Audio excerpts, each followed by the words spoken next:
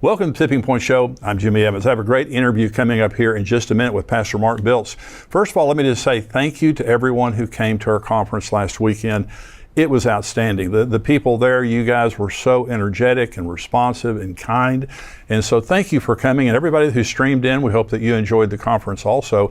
You can still purchase the conference. You can purchase the live stream. I had a lot of people ask me about that at the conference. And so just go to conference.endtimes.com. $49. If you're a paid subscriber, you get half off. And so go there right now, conference.endtimes.com. You can purchase the live stream, whether you were there. A lot of people who were there wanted to, continue to watch because, it's hard to absorb everything there in that short period of time. So if you were at the conference, just go to conference.endtimes.com. Purchase the live stream there, and I hope that you continue to enjoy watching it. You get to watch it for 30 days now. So we have our conference coming up next year. I'll talk more about that in the weeks to come, but we're having a planning meeting today talking about what we're going to do, speakers and all that kind of stuff. And so we're looking forward. I hope we're not here next year, by the way. I hope Jesus comes before then, but if he doesn't, it sure is encouraging to get together with other believers and just have an exciting time of worship, of fellowship, of teaching, and everything. So we had a terrific time. Again, thank you to everyone who came. And by the live stream there, if you'd like to watch it again or watch it for the first time. I'm honored today to have joining me again on the show, Pastor Mark Biltz. He's the founder of El Shaddai Ministries in Washington State. He's a best-selling author of many books, including Blood Moons, which brought incredible revelation to the church about the end times. He's also a well-known popular commentator on the biblical feast of the Lord. Mark always brings a fresh perspective on Bible prophecy in the end times. And today, we're going to be talking about his new book, America at War, 2024 through 2026. And it says the sons of light versus the sons of darkness. This is going to be a powerful interview. Mark, thank you for joining me today. Hey, well, thank you, Jimmy. It's always an honor to be on your program with you. Well, I love it when you're here, and our viewers love you. And your new book, America at War, 2024 through 2026, very, very well-written book. The documentation in your books are always incredible. But you believe war is coming to America now, don't you? I really do. I feel it in my bones, which I think everybody does as well. But I document how I see, without a shadow of a doubt, that war is coming to the United States, I believe, this year. I believe it's going to be coming internally, like an internal civil war, as well as externally, very possibly. And the reason I say that is we know how this election is causing great division and a lot of political turmoil between the Republican and the Democratic parties. Right. Well, if something happens to the elections where we don't have an election, or if it's only becomes a mail-in balloting and everyone is wondering who actually won, you're going to see, I believe this time, they're not going to put up with it like they did in 2020. And you're going to see some real uprising all around the United States.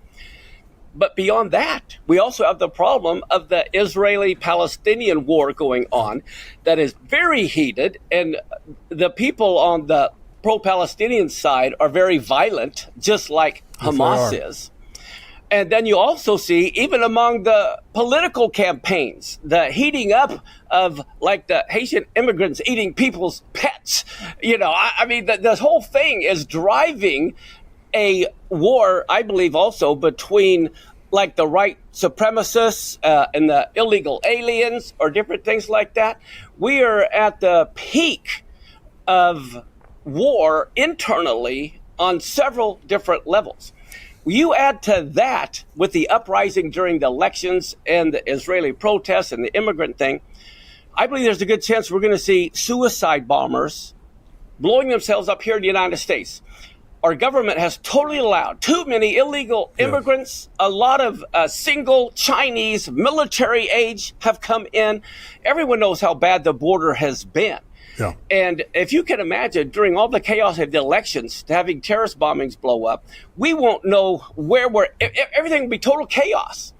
And I believe while total chaos is in the United States and who won is up for grabs, I believe that's when China will attack Taiwan. That's when North Korea could attack South Korea. That's when Iran, Hezbollah would attack Israel, taking advantage of the chaos here. And we're already tied up with Ukraine. Yeah. So I see total chaos happening here in the United States. So in your book, you talk about, now, so everybody will know, all of our viewers, and I think a lot of people know this already, you're the one who discovered the blood moons, the lunar eclipses that were very special, because you wrote the book Blood Moons. Joel 3 talks about the moon's going to be turned to blood, the sun won't give its light before the coming great and awesome day of the Lord. We didn't know what that meant. I mean, we always just thought there's going to be some kind of a supernatural thing that happens. But you defined that so well. You wrote the original book, Blood Moons. Those are lunar eclipses, the blood moons. When it says the sun won't give its light, those are solar eclipses. And you believe, and you articulate this in your book, we have some very special lunar and solar eclipses that are happening now and will happen the next couple of years, right? Exactly. And I believe prophecy ties with science as well. Yeah. We have to understand God is the greatest scientist in the world. That's why in Genesis 1:14, when he created the sun and the moon, the number one reason was signs. And the only sign they make are eclipses. Now, the nice thing about an eclipse, a false prophet can't manipulate it. Right. It speaks to every language. And you can only have a solar eclipse on a new moon. You can only have a lunar eclipse on a full moon, which is why the days and years it talks about in Genesis 1:14 refers to the Shemitah year, the Jubilee year, the holy days, okay, Pentecost, Passover, Tabernacles. The church is basically only on a solar calendar. Right.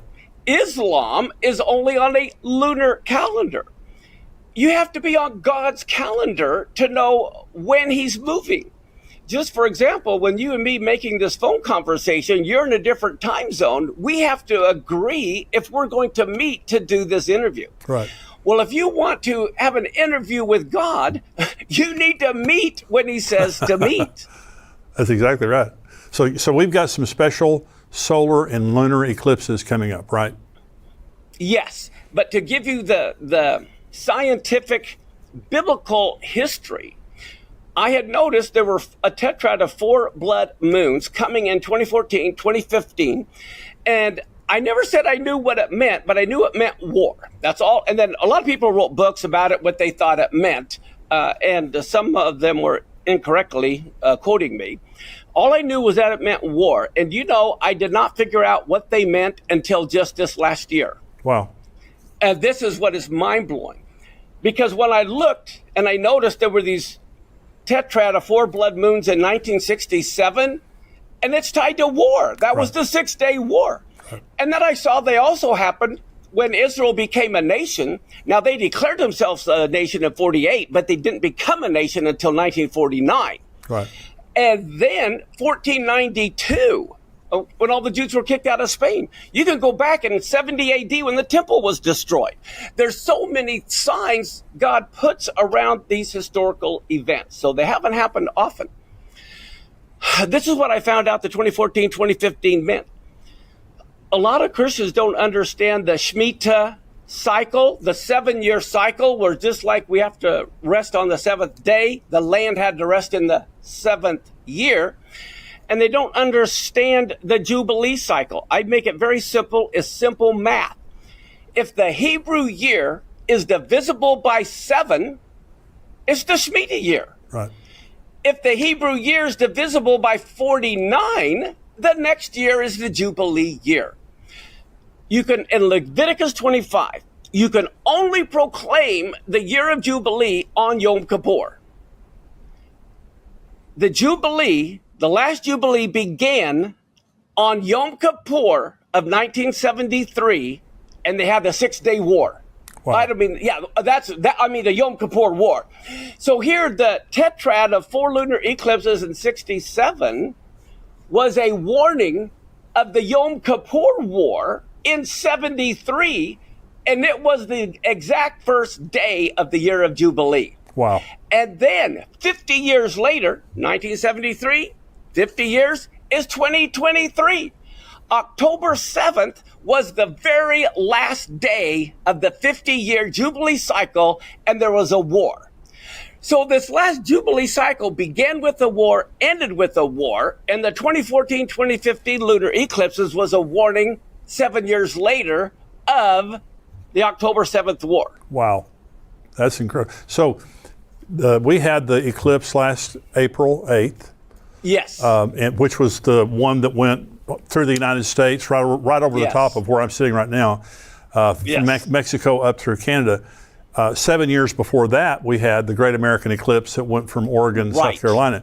Okay, so those are significant, right? They were highly significant, and they formed like an X, which is similar to the Hebrew letter Tav, which means sign. Wow. And so these were signs from the God of heaven, and that happened on Nisan 1. Nisan 1, again, is the beginning of the religious year, and it is the very same day the 3 days of darkness hit Egypt in the original Exodus. Wow. Wow. It was the very same time. So we knew that these things were signs in the heavens. Well, what's coming? We have a lunar eclipse that just happened the other day on the biblical calendar, Elul 15, which is because you can only have a lunar eclipse in the middle of a biblical month, a full moon. You can only have a solar eclipse on a new moon. And that's why God planned these this way. This is the month of repentance. God wants us to return, to go home. Well, 2 weeks later from the full moon is going to be Rosh Hashanah. And there's a solar eclipse on Rosh Hashanah, and it happens 2 years in a row. There's a solar eclipse on Nisan 1 next year, another solar eclipse on Rosh Hashanah, another solar eclipse on Nisan 1. Wow. And these refer to the nations because they're solar eclipses. Judgment's coming on all the nations of the world. And then the lunar eclipses happened, like I said, the middle of the month of repentance, and then on Purim. This refers to Israel. Purim is Haman, who wanted to commit genocide against all the Israeli people. And that happens 2 years in a row. It'll happen next year on Elul 15, and then again next year on Purim. So this is why I say the whole world is going to be in conflict over the next 2 years. No doubt in my mind. So again, you're not basing this off of anything subjective. You're looking at, there are signs. Jesus said there would be signs in the sun, moon, and the stars. And so we've had, since 1492, we've been having signs, the lunar tetrads. What you just said right there, that's miraculous. It's totally miraculous. And when you go to the Bible, you see the eclipses happen in the same order as the 12 tribes marched to war to win the promised land. They're in the same order of how they marched to take over the promised land. Absolutely incredible. Because each tribe is assigned a month. And Judah went first, so they're assigned the month of Nisan. And here, April 8th in Nisan, Judah just took off. Wow. And we are right now, here, the last one, Elul 15, the lunar eclipse is Gad. And then 2 weeks from now is Rosh Hashanah, all right? And that's Rachel's kids, Ephraim, okay? So it's amazing that how they hand the baton is in their marching is the same order these eclipses happen. So I believe this is the marching order where we're going to finally take the promised land. Well, you document all of this in your book, and we were talking about this before we came on. Page 124, you actually predicted in page 124 the war. What did you predict on page 124? I've got the book right here in front of me, and I'll read it. I can show you where it is. This April of 2024 could be the start of the prophetic war with Iran. There it is. I really believe that this was going to be it, and I'm the only one who suggested the possibility. And the reason why is based on the book of Daniel. Daniel chapter 10. Daniel is fasting for 3 weeks. And if you read it, it was during the month of Nisan. Here he's in Babylon. He can't keep the Passover. And he's been praying. And then all of a sudden this angel appears And he says, I would have come to you at the very beginning, but I've been fighting the prince of Persia. That's Iran. That's Iran. And if you read the story, he says this prophecy is for the latter days, the end times. So here's a war going on with Iran in the month of Nisan, which is our April. So this is to warn us today that this was going to take place. Persia represents Amalek. Right. Well, the first time Amalek attacked was in the second month, Iyar, after they left Egypt. The next big time Amalek attacked was in the 12th month, the month of Adar, which was Purim. The only month left is Nisan, the first month. They attacked in the second and the 12th. And in Chronicles, it says spring is the time of war. And God says in Exodus, he will have war with Amalek in every generation. And so that's why I thought it could be this year or next year. But it turned out Iran gave a 3-day warning that they would attack Israel. That first day was the very day the angel appeared to Daniel. Wow. There's too much math, science tied into the Bible. I believe in prophecy, but I don't claim to be a prophet. What I do, I just like to look at the math, the science, the Bible, and put it together, and that's how we know it's God. Tom Horn, the late Tom Horn, wrote a book about Apophis. Apophis is an asteroid that he predicted would hit the Earth April 13th of 2029. Exactly. And so do you agree with that? Are you familiar with Apophis? I'm familiar with Apophis. I don't know. Yeah, I like dealing with things I know, not what I don't know. Yeah. But I really believe that is an awesome sign that is coming. Plus, you have the 2030 Economic Forum. There's so many things happening in 2030 that tells us this very well could be it. Yeah. So let's focus on Israel. But right now, we have a major escalation of war with Hezbollah with Israel. Where do you see Israel's wars going?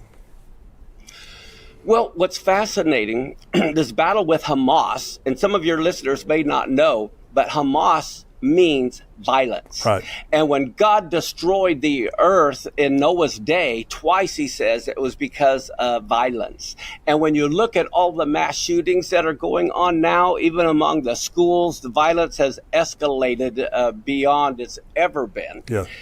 And Amalek, you may have read this in the book, but Amalek, who God said he will have war with, actually etymologically means a nation or a people who chop up body parts. Wow. That is exactly what Hamas did. And I think this even goes back again to 1973, the Yom Kippur War. 1973 was also the Roe v. Wade decision on abortion. Right. And this is where they chop up body parts. Wow. It's the Amalek spirit. Okay. And it also was the year of Jubilee. And so there's so many patterns. But I see the war with Israel, Lebanon, Iran. I really see it escalating. You see it politically as well. There's a lot of things. God is the ultimate chess player. Yeah. God is the ultimate one, that choreographs everything to absolute precision. And so in one sense, I love, like someone who is doing forensic files. I like tracking God. I like to see where his footprints are and follow the footsteps so I can get an idea of what he's doing and where he's going. But I really see this war escalating this fall and really this next spring between Iran and Israel. It's gonna get ugly. I think we could see Isaiah 17 be fulfilled where Damascus is destroyed. Yes. Now that's a prophecy that hasn't happened yet. And so I see that coming, the Psalm 83 war coming, and it's all designed in the heavens by God. Yeah. So in your book, you're talking about the Shemitah cycles, and the thing I appreciate, when you go back to the blood moons, and you look at the Jews were expelled from Spain in 1942, then you had blood moons 1943, 1944, or 1493, 1494. And then again, when Israel became a nation, again, when they retook Jerusalem in the 6-Day War. And so God is speaking to us in the heavens. And so if the tribulation did begin in 2029, that's around the corner. Exactly. We only have a few years left to reap the harvest, and God is always looking for people to work the harvest. Yeah. And so this is why we have to get on God's calendar. This is why we created a calendar for believers so they can look at what time it is. So this, in your book, you at the end of your book, you go through all of the Shemitah cycles, Jubilee cycles since creation. Exactly. I don't know of anyone who's taken and is showing everyone every Jubilee. And when you look at that, you'll find the United States in 1776 was a Shemitah year followed by a Jubilee year. Oh, wow. You'll see Jacob was born in the Jubilee year. Jacob died in the Jubilee year. And Messiah, it was I think in the 77th Jubilee that he was born. Wow. And it was like the 541st Shemitah cycle. And if you remember, Yeshua said, I came for the house of Israel. Well, 541, he was the 541st Shemitah cycle, is the gematria for the word Israel. The letters make up 541. Wow. So he was ministering in the very Shemitah 7-year cycle for Israel. The math is beyond calculations how he figured this out. Well, and I appreciate the fact that you dig down and find all that out. And in your book, it's brilliant the way you put it together. So how can people get your book, Mark? They can go to esm.us. The nice thing I like about the book, it's large print for us old folks. It is. I love that. Yes. And it's in full color. Yes. Yeah. Yeah, but esm.us or Amazon, if they have the Amazon Prime and they can, save shipping and get it quicker, that's fine. And what is your website address? www.esm.us. Okay, great. Mark, thank you so much for being with me again today. And how could people that read your book, what do you want them to take away from it? To get on God's calendar. Yeah. More than anything else. How would you like to be a day late making Noah's boat? Yeah. I mean, God, he is going to close the door, it says. And when he closes the door, many are going to come to him and say, Lord, Lord, didn't we prophesy in your name, do miracles in your name, all these wonderful works? And he says, I don't know you. See you later. Yeah. If two people are going to get married, they have to agree on what day. Yeah. And it's the same thing. I believe people have to get on God's calendar. And you have a book called God's Day Timer. Yes, it's incredible. And it's about God's calendar. Yes, exactly. God's day timer. The book, The Blood Moons, also. And decoding the prophet Jeremiah, decoding the Antichrist. And then my latest thing is really a computer information. It's called the Mark Biltz Bible, and they can go to esm.us/Bible.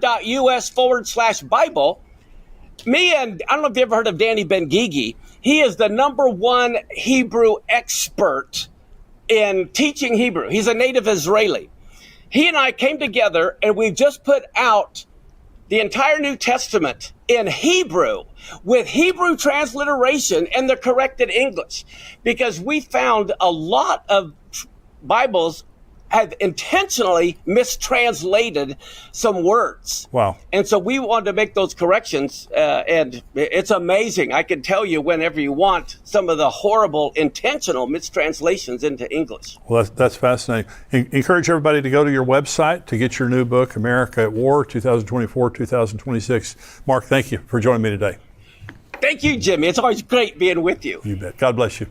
Bye-bye. Bless you. We're going to go now into the subscriber-only portion of the show. I'm going to be talking about the war in Israel right now with Hezbollah and some powerful things that are happening and just the prophetic significance of what is taking place, because this is escalating. Since last October 7th, there has not been a dull moment. There has not been a subsiding of the tension in the Middle East, certainly related to Israel.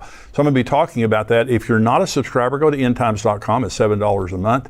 and it'll be the best $7 you've ever spent. You're going to get a ton of information every single week. My podcast, Mark Hitchcock, Brian Schrager, our correspondent from Israel, articles that come out, answering questions, all different kinds of things.